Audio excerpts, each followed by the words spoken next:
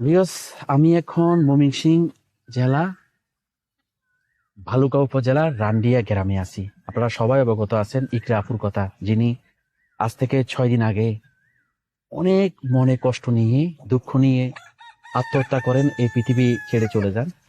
আজকে 6 দিন পরে ওনার এই যে দেখছেন, এই বাড়িটা হচ্ছে ওনার নানার বাড়ি, পাশে হচ্ছে ওনার কবর, যেখানে উনি শুয়ে আছেন। কি অবস্থা আমি জানবো, তার একজন রিলেটিভের সাথে আমি কথা বলবো। আসসালামু আলাইকুম। ওয়ালাইকুম সালাম। আপনার নাম? মোহাম্মদ শাহাদাত হোসেন। আমরা তো যেখানে দাঁড়িয়ে আছি, এটা হচ্ছে ইকরাপুর নানার বাড়ি। নানার বাড়ি। এবং আমি যতটুকু আমার কাছে তথ্য আছে, গত 6 দিন আগে, অর্থাৎ আজকে তো 7 তারিখ, 1 মার্চ ওনাকে এই বাড়িতেই দাফন করা হয়। আজকে প্রায় 6-7 দিন হয়ে গেছে। কি অবস্থা আসলে আপনাদের? মনের অবস্থা তো আসলে কথা বলার মতো নেই। তারপরে যদি ছোট করে একটু আফুর স্মৃতিচারণ করতেন, ইকরাফুকে কিরকম দেখেছেন আপনারা কাছ থেকে? আপনি তো কাছ থেকে দেখেছেন। ছোট কালে তো এই না, রোজার কয়দিন আগে বেড়াই গেছে এনতে।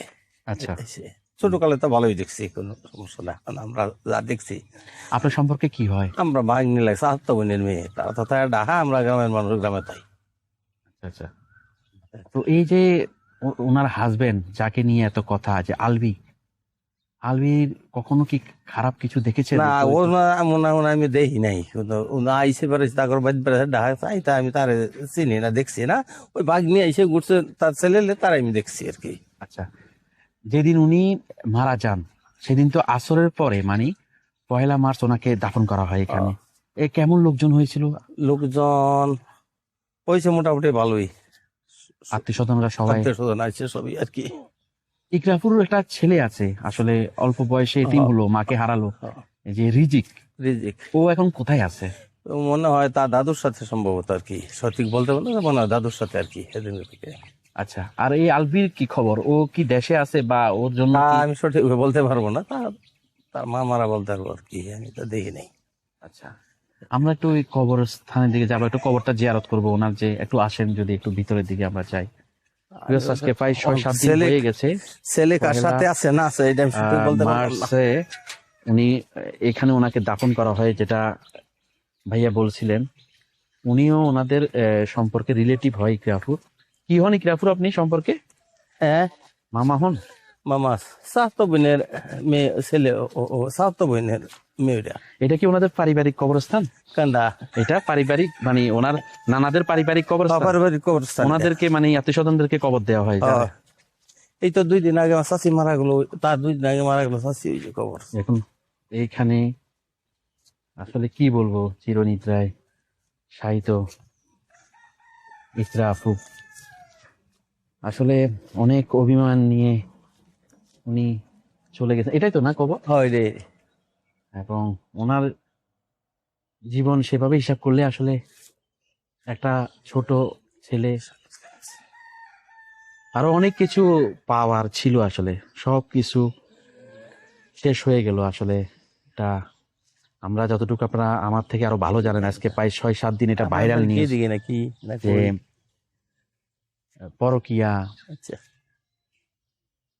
পরকিয়ার বলি হয়ে উনি চলে গেলেন। আসলে আপনি তো এই বাড়িতেই থাকেন, হ্যাঁ এখানেই আমি থাকেন। এই বাড়িতে থাকি। এখানে যখন হাঁটা চলা করেন, চোখের সামনে যখন এই কবরটা দেখেন, খারাপ লাগে না? খারাপ লাগে।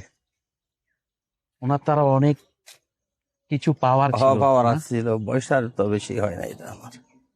আচ্ছা, ইকরাপুরা ভাই বোন কয়জন বলতে পারেন? হ্যাঁ, ইকরাপুরা ভাই বোন কয়জন? এক মেয়ে। কোনো ভাই নেই আর? না ভাই না, একান মেয়ে। ও আহারে, এক তাহলে তো মেয়ে। ওনাদের কষ্টটা আরো বেশি।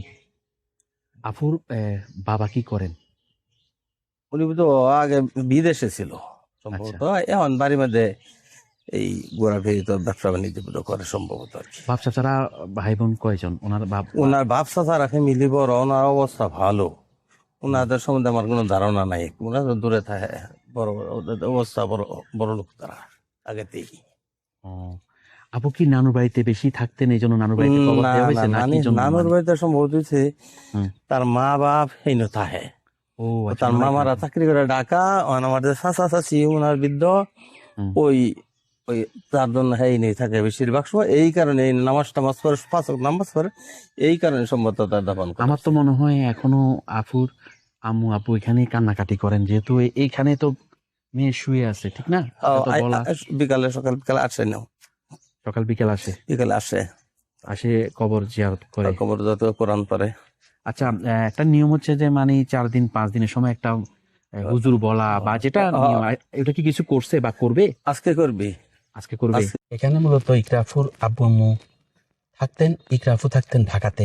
যখনই উনি এই গ্রামে আসতেন নানুর বাড়িতে বা নানার বাড়িতে, তখন উনি এইখানেই থাকতেন। দেখুন অনেক স্মৃতি বিজড়িত এই বাড়ি, জায়গায় জায়গায় ছড়িয়ে ছিটিয়ে আছে ইকরাফুর স্মৃতি। সুন্দর বাড়ি, বিশাল জায়গা এবং অনেকগুলো ফল গাছ, পাশে অনেক খালি জায়গা, তারই পাশে হচ্ছে ইকরাফুর নানার বাড়ি। ওনার বাবা আসলে মানসিকভাবে একদম ভেঙে পড়েছে। ওনাকে আমি যতটুকু ইন্টারভিউ নিচ্ছিলাম, ইন্টারভিউ দেওয়ার মতো সেই মন মানসিকতা ছিল না আসলে। তারপরেও যতটুকু বলেছেন, শুধু মেয়ের জন্য দোয়া চেয়েছেন এবং মেয়ের যাতে ন্যায় বিচার পায় সেই সাহায্য সবার কাছে উনি চেয়েছেন। আপনারা সবাই ইকরাফুর জন্য দোয়া করবেন যেন আল্লাহ পাক ওনাকে ব্যস্ত নসিব করে। বিকজ ইকরাফুর সম্পর্কে যিনি মামা হন, উনি যেটা বলছিলেন, দেখুন এখানে আফু সাহিত্য আছেন। পহেলা মার্চ আসরের পরে আফুকে এখানে দাফন করা হয়। আত্মীয় স্বজন সবাই এসেছিলেন, এখানে সবাই ছিলেন। এবং আফুর মামা যেটা বলছিলেন যে এখনো আফুর মা বাবা এখানে এসে কবর জিয়ারত করেন, কান্নাকাটি করেন। আসলে তাদের তো কষ্টটা অনেক বেশি, একটাই মেয়ে, আর কোনো ছেলেও নেই। আর এই যে আফু যে চলে গেল, আফুর জীবনটা তো আসলে সেভাবে শুরুই হয়নি। এই যে রিজিককে ছেড়ে উনি অনেক কষ্ট নিয়ে চলে গেলেন। দেখুন এখানে শায়িত আছেন। আজকে প্রায় 6-7 দিন যাবৎ সব চ্যানেল এই নিউজ নিয়ে পড়ে আছে সেই ইকরাফু। আমি দেখানোর চেষ্টা করছি যে 6-7 দিন পরে আসলে এই বাড়িতে কি অবস্থা, আসলে ওনাদের আত্মীয় স্বজনদের কি অবস্থা, ওনার মা বাবা কেমন আছে সেটা তুলে ধরার চেষ্টা করছি। আপনারা যে যেখান থেকে এই ভিডিও দেখছেন সবাই আমাদের এই যে ইকরাফু চলে গেছে তার জন্য দোয়া করবেন যেন আল্লাহ পাক ওনার ব্যক্তিগত জীবনে যদি কোনো ভুল ত্রুটি থেকে থাকে যেন মাফ করে আল্লাহ ব্যস্ত নসিব করে। এবং আরেকটা আরজি থাকলো, সেটা হলো রিজিকের জন্য সবাই দোয়া করবেন যেন তারও জীবনটা সুন্দর হয়। সবাই ভালো থাকবেন। আসসালামু আলাইকুম।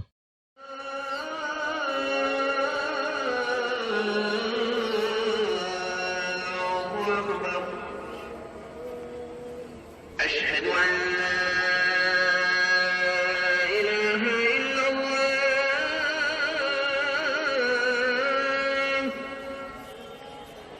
أشهد أن لا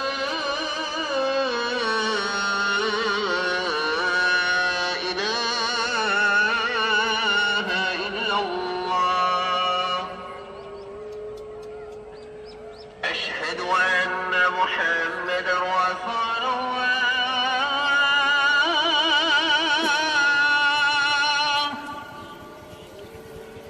أشهد أن محمد رسول الله.